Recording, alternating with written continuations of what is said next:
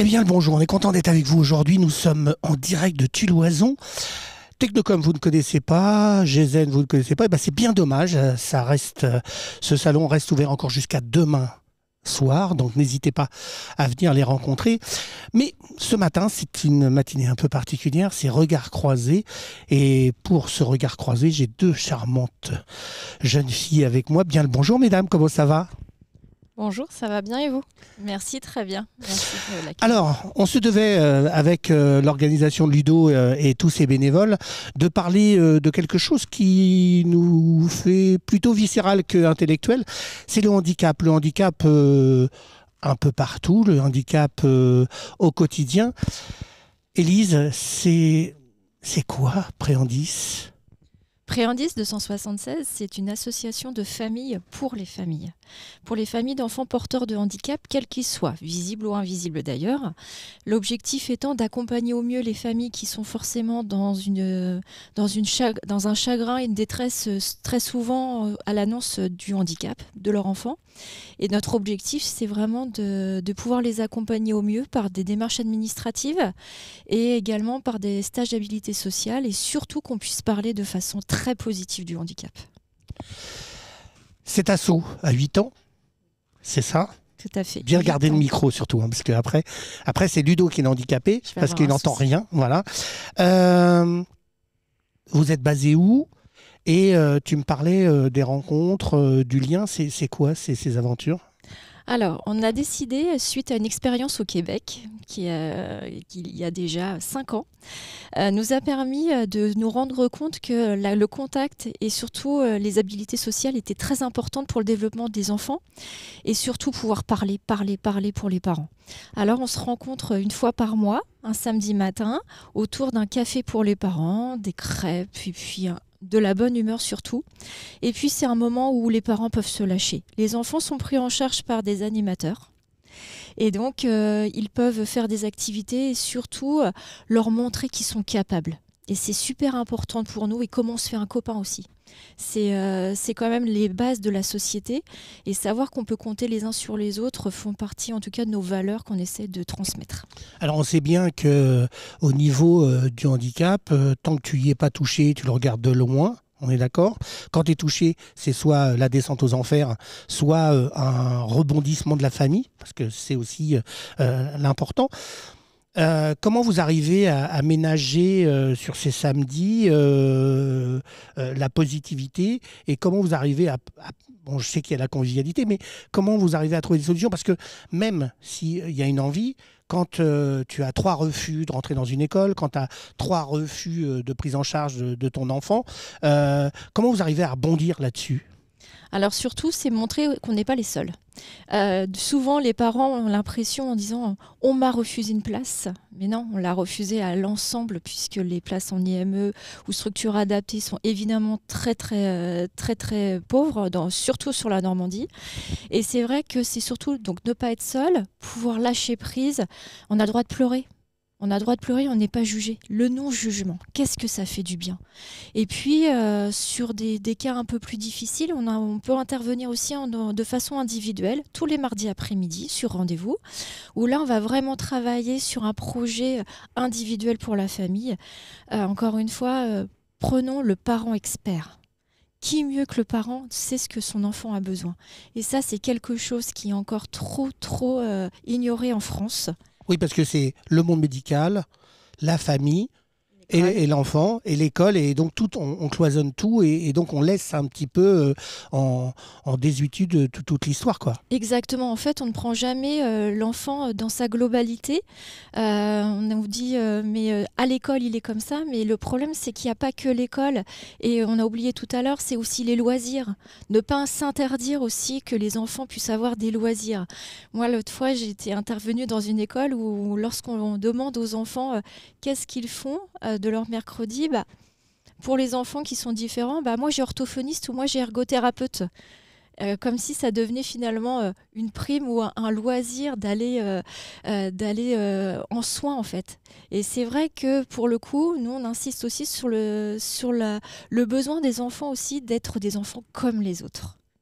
Et plus ils vont s'insérer, plus justement la société va changer. Et c'est super important pour nous, en tout cas, de réfléchir avec les parents qu'est-ce qui est bon pour leur enfant à ce moment.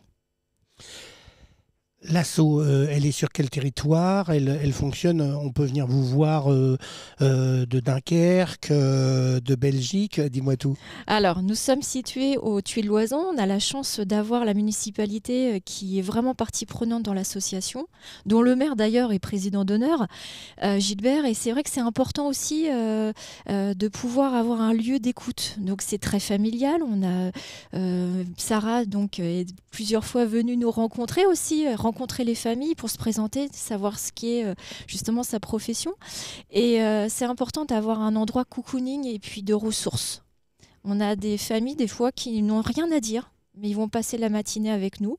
C'est un temps de répit aussi pour les familles qui le souhaitent. Ils peuvent faire des loisirs, aller au marché. Ou j'ai en tête une maman un jour qui s'est toujours refusée à quoi que ce soit et qui est partie chez le coiffeur.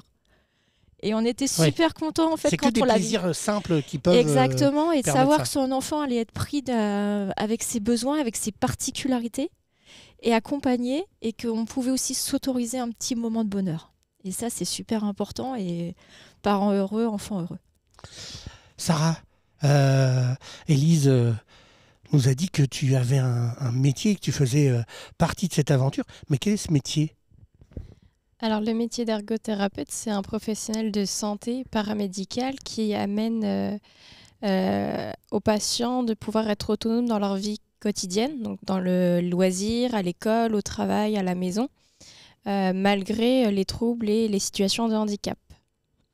Ergothérapeute, c'est les articulations, c'est les membres, c'est ça?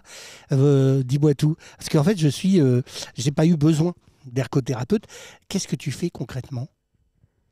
Alors, tout dépend des troubles rencontrés. Dans le cas où les enfants ont des multidys, ça va être mise en place de moyens de compensation, puisqu'on demande toujours aux enfants de s'adapter et de compenser leurs troubles, mais il y a des fois où c'est à nous aussi de nous adapter et de leur apporter aussi du bien-être et un moyen de compensation. Donc ça peut passer par l'ordinateur. Pour les enfants avec un trouble du spectre de l'autisme, c'est pareil, avec des aménagements, des travaux sur tout ce qui est sensoriel. Et on travaille aussi avec les personnes âgées, notamment quand il y a des AVC, où on fait de la rééducation du membre lésé, où on retravaille l'autonomie dans les activités de la vie quotidienne, donc retravailler comment manger avec un bras, comment se laver, s'habiller. C'est des petites choses auxquelles on ne pense pas, mais qui sont assez embêtantes lorsqu'on doit faire nos activités habituelles, mais qu'on n'a plus les mêmes moyens. On discutait en off d'une méthode avec des gommettes. Est-ce que tu peux nous l'évoquer? Parce que souvent, ce que disait Élise, c'est qu'en tant que parent, on ne s'autorise pas. On se dit, mon enfant ne sera pas capable de le faire. Je ne veux pas me retrouver confronté à ce problème devant la société, parce qu'il y a le regard de la société. Tu as trouvé quelle solution avec une môme qui voulait faire de la musique? Donc en fait, pour par exemple l'apprentissage de l'outil informatique, j'ai essayé plusieurs techniques pour travailler la frappe au clavier avec plusieurs doigts. Et la seule méthode que j'ai trouvée qui était la plus ludique, c'était de coller des gommettes de couleur sur les touches. Et chaque gommette représentait un doigt et ça marche très très bien. Donc j'utilise que des gommettes à présent. Mais tu sais que nous qui faisons du montage vidéo, tous nos claviers sont avec des couleurs en fait, pour gagner du temps. Voilà, hein, donc on est peut-être aussi avec un certain handicap quand on fait de la vidéo. Cette formation, comment on devient ergothérapeute et pourquoi? Donc pour devenir ergothérapeute, moi quand je suis rentrée en école, c'était sur concours. À présent, c'est sur dossier, tout ce qui est Parcoursup. Donc ça se fait en 3 ans. On est un institut de formation d'ergothérapie. Il y a des cours théoriques et des stages professionnels à réaliser. Et donc on apprend en fait tout ce qui est anatomie et on apprend le métier et tout ce qui va avec. On rencontre toutes les pathologies, des choses comme ça pour apprendre. L'ostéopathie, les médecines douces, c'est associé à l'ergothérapeute ou pas? Alors non, mais parfois dans les mutuelles, effectivement, puisqu'il faut savoir que l'ergothérapie se fait sur prescription médicale et qu'on n'est pas reconnu aux yeux de la sécurité sociale, donc il n'y a pas de remboursement. Il y a certaines mutuelles qui peuvent prendre en charge, donc on interagit avec les familles en leur disant « renseignez-vous ». Donc des fois, on passe dans les médecines douces, parfois pas. Et après, sinon, c'est tout ce qui est appel à la MDPH pour avoir des aides financières, surtout quand les enfants ont multi-soins et que les parents, comme tout le monde, c'est compliqué d'assurer financièrement tout ça. Et pourquoi avoir pris cette branche? Alors ça, c'est une histoire très très particulière. Comme toute la vie, en fait. C'est ça. C'est toujours particulier. C'est ça. C'était au collège, il y avait le forum des métiers. Et en fait, moi-même, je suis atteinte de diabète de type 1, donc c'est un handicap aussi. Et là, j'allais faire mes insulines tous les midis à l'infirmerie. Et l'infirmière du collège m'a dit, ça t'intéresserait pas d'aller voir l'ergothérapeute, vu ta personnalité, je pense que ça pourrait te plaire. Donc je me suis renseignée, j'ai fait mon stage d'observation en 3e avec une ergothérapeute et ça a été le coup de cœur. Donc depuis la 4e, je me suis bagarrée sur toute ma scolarité malgré mes difficultés pour devenir ergothérapeute. Et puis malgré qu'il y a des obstacles, qu'il y a des échecs, j'ai pas baissé les bras et je me suis accrochée. Et maintenant je suis même à mon compte puisqu'on parlait avec Élise que je travaillais avec eux pour les patients. Un des plus beaux moments que tu as vécu avec des enfants avec des troubles, qui t'a dit « Ah, je sers à quelque chose et je vais continuer ». Alors les enfants ne font pas forcément de retour, mais ce qui me fait vraiment plaisir, c'est quand les parents me disent « Il a réussi à faire ça, c'est mieux, on vous remercie ». Donc c'est vraiment touchant et on se dit qu'on fait le plus beau métier du monde quand on sait que ça a réussi et que les enfants s'en sortent mieux. Et effectivement, les enfants, comme on disait, les loisirs, c'est super important. Donc, on passe souvent par le jeu. On fait des jeux, on joue pour apprendre. Et c'est la meilleure façon puisque l'enfant, son métier principal, c'est de jouer et de s'amuser. Donc, c'est comme ça qu'on apprend. C'est pour ça que je suis resté un grand enfant. J'adore m'amuser, j'adore jouer toujours. Élise, on est sur Twitch. Grosse communauté qui est capable de se mobiliser. Pour des causes. On voit bien que certains youtubeurs font des week-ends de folie pour récupérer beaucoup de thunes. Ce serait peut-être intéressant de les interpeller sur ton histoire d'école. Oui, tout à fait. Raconte-moi l'histoire. Alors, actuellement, sur le sud de Loison, il y a un projet d'une école flexible. Cette fois-ci, c'est vraiment de pouvoir permettre à tous les enfants de bénéficier aussi de nos outils qui sont à la base faits pour le handicap et qui en réalité peuvent bénéficier à tout le monde. Et c'est un outil d'intégration pour nous. Ce sont des outils d'intégration en tout cas pour nos enfants, mais aussi d'excellence pour les enfants dits ordinaires. Donc c'est un contrat gagnant-gagnant. Nous, on a décidé de soutenir ce projet qui est fait par l'équipe enseignante du Tuy-Loison. Mais c'est hyper important de se dire que maintenant, les classes flexibles existent. On fait leurs preuves, on n'est plus sur l'époque du tableau, le cours magistral de l'enseignant avec les pupitres. Et je pense qu'il faut aussi évoluer dans le temps. Et encore une fois, si ça fait du bien à nos enfants et que ça excelle sur les enfants ordinaires, c'est super. Et tout est gagné. Et je pense que c'est vraiment une réflexion que on doit avoir aussi avec nos pouvoirs publics. Vous en êtes où dans ce projet? Vous avez l'école, vous avez les instituts, on a la volonté surtout. Vous avez la volonté. Qu'est-ce qui manque? Il manque juste le financement le financement des installations par les services de l'État, mais on sait qu'on va les avoir parce qu'on croit en notre projet. Est-ce que ça existe déjà dans d'autres régions? Est-ce que vous êtes précurseur? Alors, il y a des projets.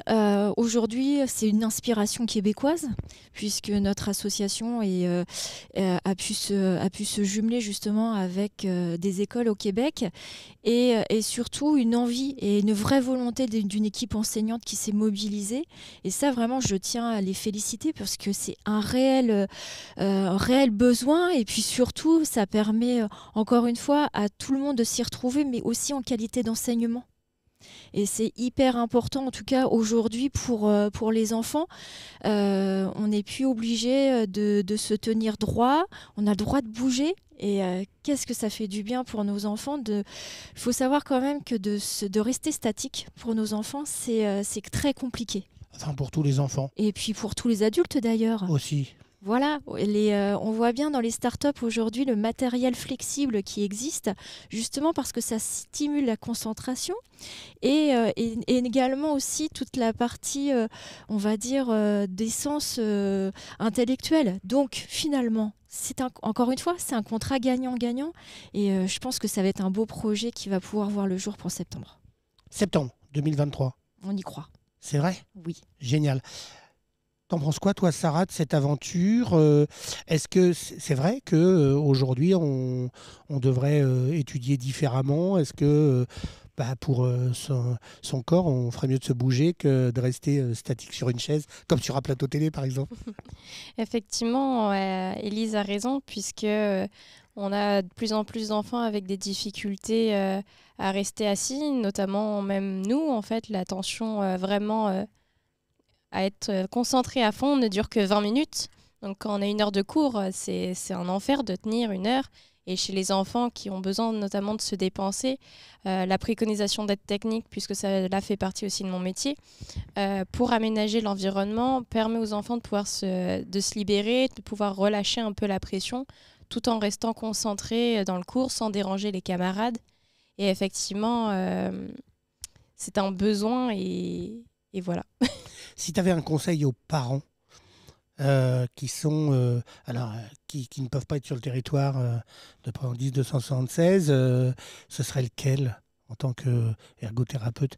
Qu'est-ce qu'ils doivent mettre en place? Alors ça, tout dépend des besoins des enfants. On essaye de trouver les outils les plus adaptés.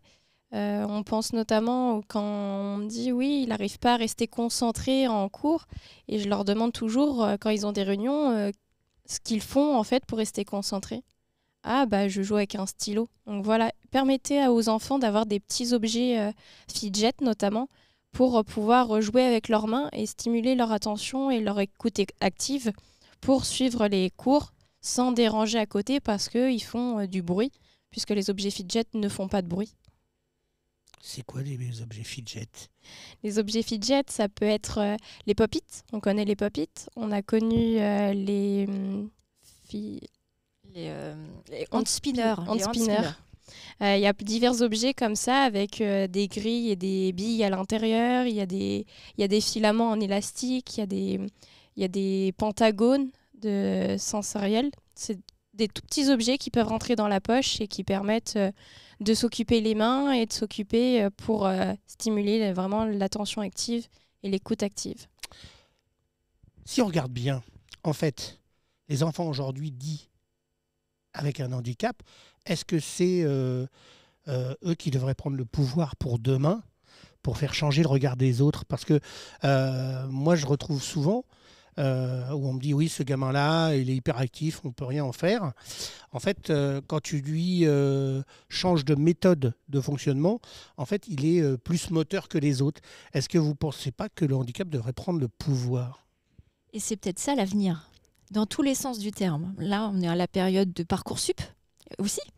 Et c'est vrai que les métiers liés au handicap, c'est vraiment une source vraiment immense d'emploi, en tout cas de création d'emplois et puis surtout de bien-être aussi, parce que moi je sais, Sarah, je la connais, c'est une bonne professionnelle, elle est heureuse de ce qu'elle fait, elle est heureuse aussi des résultats des enfants qu'elle accompagne.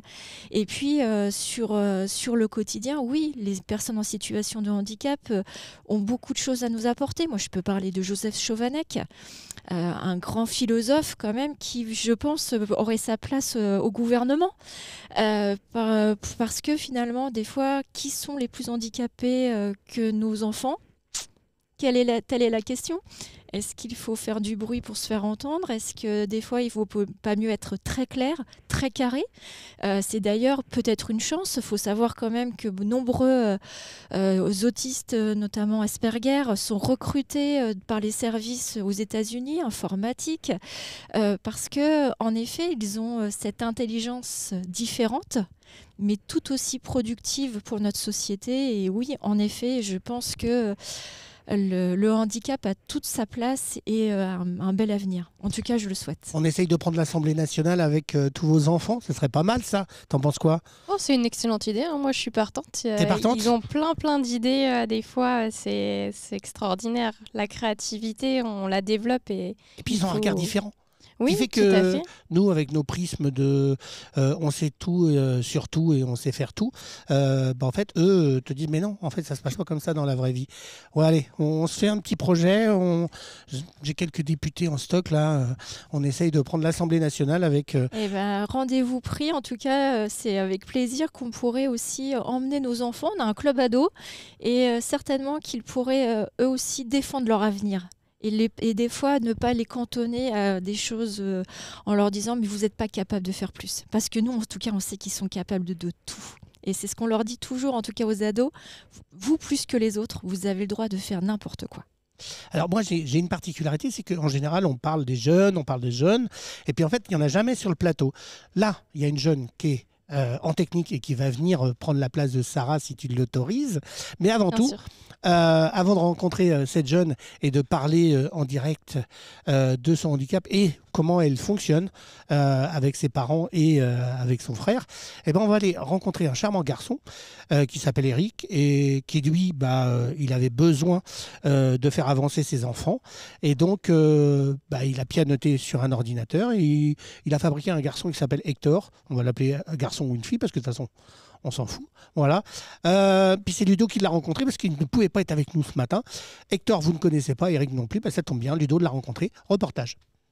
Bonjour Eric, je te propose de te présenter, nous dire qui tu es et comment est venue cette idée d'Hector. Bonjour, alors donc je suis Eric Monnier, je suis parent de 2 enfants qui sont dyslexiques et dyspraxiques, donc des troubles qui sont assez pénalisants pour la scolarité. Et je suis aussi informaticien, et c'est pour ça que j'ai développé des outils. Alors au tout début, c'était des petits outils pour aider mes enfants à rentrer dans la lecture, à apprendre la conjugaison, à travailler un petit peu différemment à la maison. Et petit à petit, en présentant mon travail à des professionnels, j'en suis venu à faire un outil complet qui couvre beaucoup de troubles aujourd'hui, hein, y compris l'autisme, la déficience visuelle, les troubles moteurs. Voilà, et c'est un produit qui évolue en permanence en fonction des retours des professionnels. Donc tu travailles en coopération avec des professionnels, si j'ai bien compris.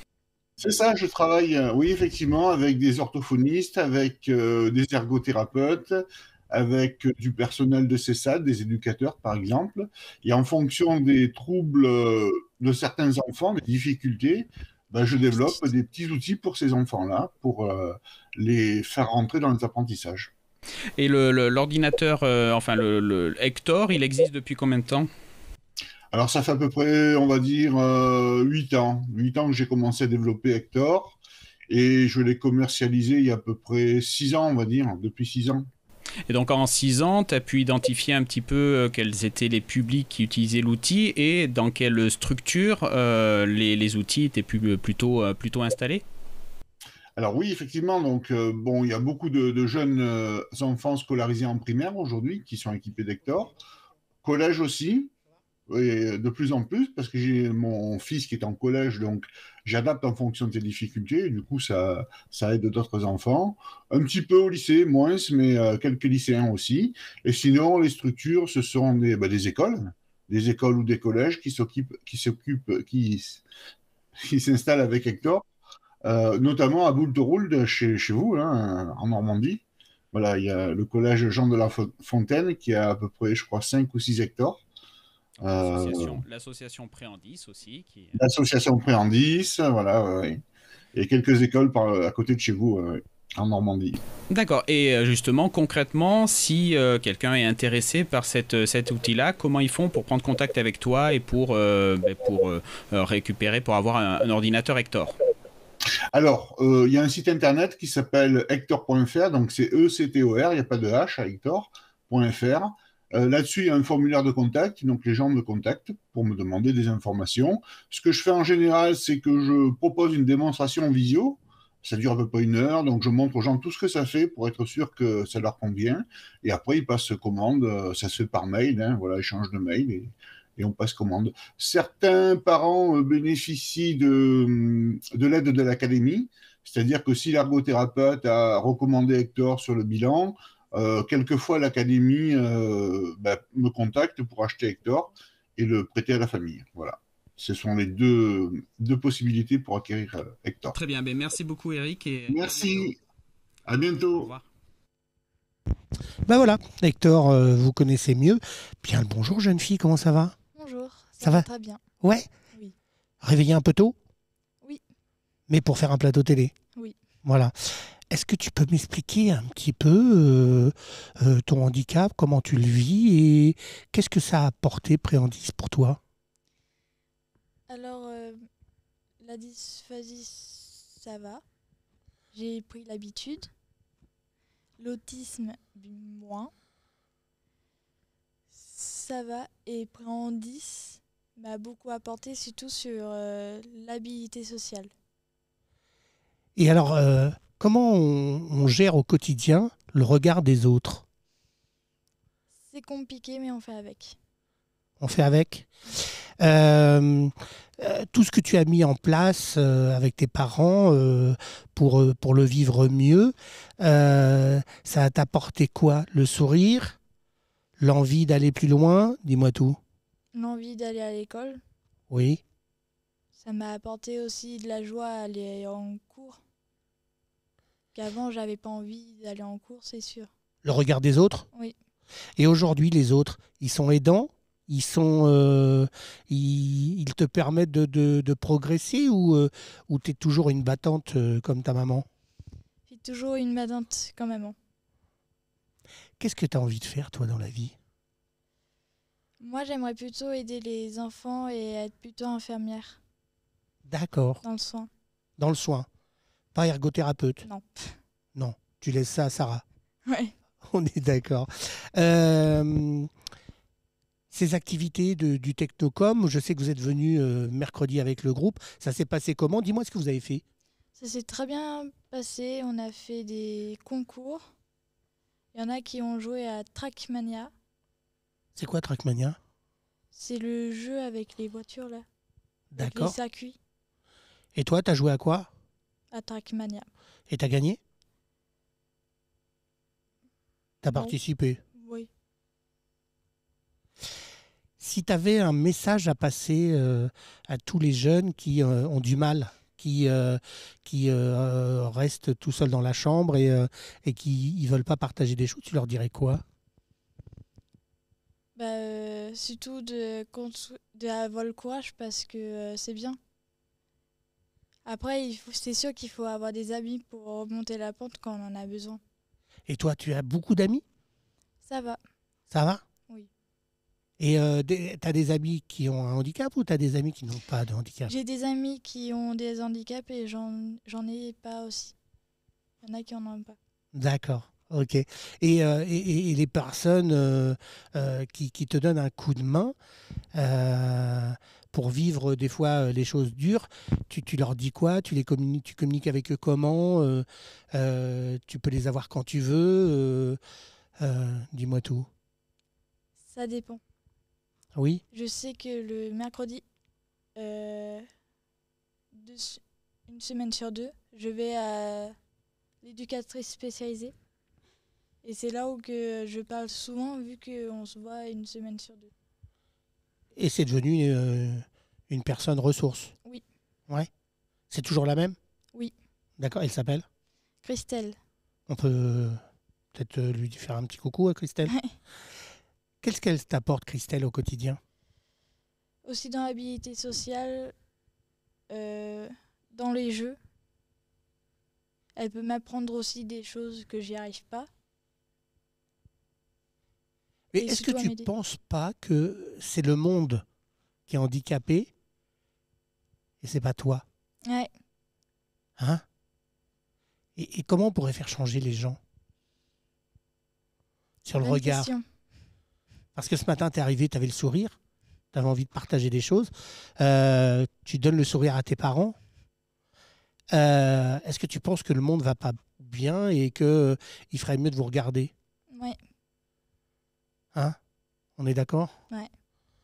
On prend d'assaut l'Assemblée nationale? Oui. Tu es d'accord avec moi? Ouais. Tu as des potes? Tu envoies des messages à tous tes potes et on prend l'Assemblée nationale pour leur montrer qu'ils se battent peut-être pour une retraite, mais on s'en fout. Le but du jeu, c'est de vivre. Oui. On est d'accord? Ouais. Élise, quand ça t'arrive sur la tronche, c'est pas simple. C'est clair. On va pas se mentir. Non, on va pas se mentir. Enfin voilà, ou alors t'es exceptionnel, mais t'es déjà exceptionnel d'avoir monté cet assaut. Quand tu vois ta fille sur un plateau télé s'exprimer sur ses difficultés et ses joies, tu penses que tu as gagné quelque chose? Oui, et puis c'est forcément de l'émotion parce que on essaie dans l'association toujours de valoriser tout le monde. Et c'est vrai que Laure-Hélène, sans Lolo déjà, on n'aurait certainement pas créé cet assaut, mais je suis sûre que d'autres parents l'auraient fait. Et il y a des initiatives partout et je salue tous les présidents d'autres associations d'ailleurs. Mais elle nous a appris en tout cas quelque chose et je pense que c'est un pilier dans la maison dans le sens où on ne doit jamais rien lâcher. Et c'est vrai que le handicap, j'ai eu la chance d'avoir une amie qui m'a dit « je te laisse 2 jours pour pleurer et après je te botte les fesses et t'y retournes ». Et voilà, c'est aussi ça, c'est une belle famille Préandis où on est là pour les coups durs et on est surtout là pour les joies, les petites victoires comme on dit aux enfants souvent, et ça fait partie aussi des choses de la vie. Et en effet, ce tsunami qui nous tombe dessus, on repart avec un diagnostic et puis débrouillez-vous parce qu'aujourd'hui c'est aussi comme ça que ça se passe. Tout est tellement bien cloisonné qu'on nous dit il va lui falloir une AESH et on nous dit pas comment il faut faire. On nous dit il va falloir qu'il soit suivi, que votre enfant soit suivi de façon urgente, mais on a 2 ans et demi d'attente pour avoir accès à certains thérapeutes, notamment les orthophonistes. Donc en fait, on n'est pas armé à ça et lorsqu'on le dit au quotidien, on nous dit mais ça va pas, non, t'as craqué. Bien sûr que ça peut pas se passer comme ça. On n'est pas dans le tiers-monde, mais honnêtement, sur les soins, il y a du boulot, il y a l'accès aux soins qui est très très difficile. On parle de Sarah quand même, c'est une prescription médicale, donc ça n'a rien à voir, c'est pas un loisir d'aller chez l'ergothérapeute, même si on l'adore, mais c'est pas remboursé par la sécurité sociale. Donc aujourd'hui arrive le problème aussi, encore faut-il avoir les moyens de soigner son enfant. Et vous imaginez la culpabilité derrière. On n'a pas fait un enfant parfait, on s'en veut. Ah non, forcément. Elle est parfaite. Et regarde le sourire. Mais voilà, et en fait c'est ça aussi qu'on leur apprend, c'est que leurs imperfections sont des atouts pour le futur. Et on s'en moque. Et en fait, c'est ça aussi l'intérêt de Préandis, c'est que les enfants, entre eux, je crois qu'ils parlent jamais de leur handicap. Non. Ils parlent de leurs choses d'ados, les copains, les copines, ce qui leur va bien. Il n'y a pas d'enjeu scolaire, donc ils parlent certainement beaucoup plus des copains que des cours des français. Et ça nous va bien, c'est l'objectif, c'est qu'ils puissent vulgariser et parler. Encore une fois, une association qui est faite pour des enfants qui restent des enfants comme les autres. Tu étais derrière en technique, est-ce que Ludo a assuré sur la réalisation ou tu as des choses à lui dire? Non, il a assuré. Ça a été? Oui. Ça a été? Bon, ok. C'était un bon moment. C'est toujours un bon moment de rencontrer des belles personnes. Sarah, Laure-Hélène et toi. On est sur Twitch. Vous allez regarder, vous allez revoir l'émission. Vous avez des thunes, vous ne savez pas quoi en faire, ça tombe bien. Nous, on a envie de monter une école qui sera la chance des enfants et aussi des parents. Parce qu'en fait, que tu aies un enfant dit handicapé ou normal, mais j'ai toujours du mal avec le normal, en fait, voilà. Eh bien, mets un peu de thunes là-dedans. De toute façon, tu seras enrichi de l'aventure. Tuiloison, c'est un très très beau village où il y a des merveilles de gens. Vraiment des merveilles qui ont envie de faire des choses. Donc, on se bouge et t'es youtubeur, tu draines beaucoup de thunes, vas-y, tu nous en refiles 10 points et ça ira. Ou pour garder le sourire de Rolène et tous ses copains et copines de l'aventure. Et puis, donner de l'oxygène aux parents parce que c'est important, l'oxygène. Merci à vous, les filles, d'être passées. Merci, on adore ce que vous faites. pourvu que ça dure. Et puis, on se retrouve prochainement, sûrement avec Ludo, pour une vraie et belle conférence que Préandis 276 organise. C'est en cogitation. Allez, on se retrouve à ce moment-là. Et puis, allez, mets un peu de thunes dans le nourrin, ça ira. Allez, j'adore ce que vous faites. On était au Technocom, Gézen, regard croisé. Non, j'ai pas de strabisme. C'était juste regard croisé avec des belles personnes. Et on se retrouve prochainement, bien sûr, pour d'autres émissions percutantes. À ciao.